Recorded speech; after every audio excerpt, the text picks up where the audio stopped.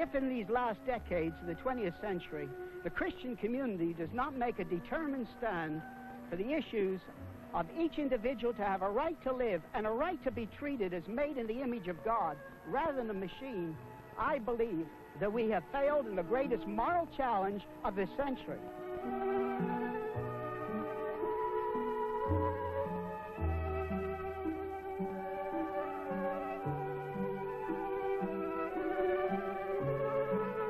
Whatever happened to the human race is a deeply moving human experience, probing personal worth and the sanctity of life. The problems explored are problems we live with today, and the logical progression of these problems holds little hope for the future, unless something is done to reverse the tide. What is at stake here is nothing less than the very essence of what comprises true freedom and true rights. It all started with the acceptance of the idea, of the attitude, that there was such a thing as a life not worthy to be lived. To combat these evils, we must get personally involved. We as Christians cannot slough off the whole responsibility upon the state. There is nothing on this earth more worthwhile than human life. What one's basic worldview is matters. Whatever happened to the human race combines the thinking and study of philosopher Francis A. Schaeffer, respected as one of the world's most perceptive analysts of Western man's development and direction, along with the insights and conclusions of Dr. C. Everett Koop, prominent surgeon-in-chief at Philadelphia's Children's Hospital. Both men have devoted the major portion of their lives to the very question posed in this 5-part film series.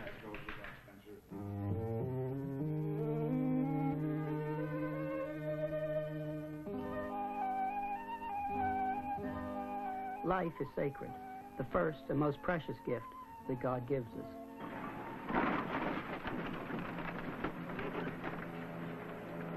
The fact that human life is being cheapened is demonstrated by the major issues which are being debated by society today. Abortion, infanticide, euthanasia.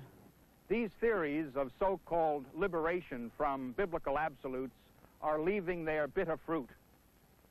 We have had legalized abortion in the United States since 1973, and since then, at least 6 million unborn babies have been aborted.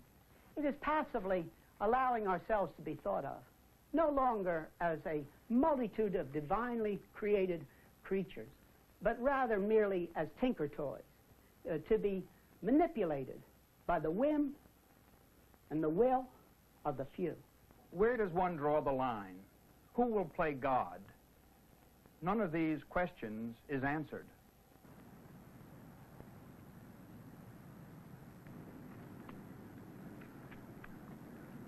Let those of us who have a common high view of man strike a blow for the humanness and the dignity of the individual.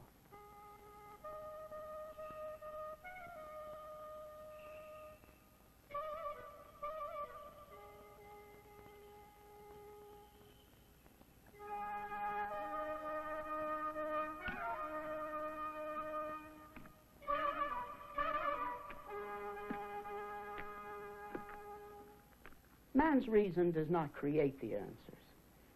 Man's reason only recognizes the answers. The Bible offers knowledge and answers the questions. The Bible claims to be absolute truth. In the name of the God who has created all of life and all humanity, we must do something.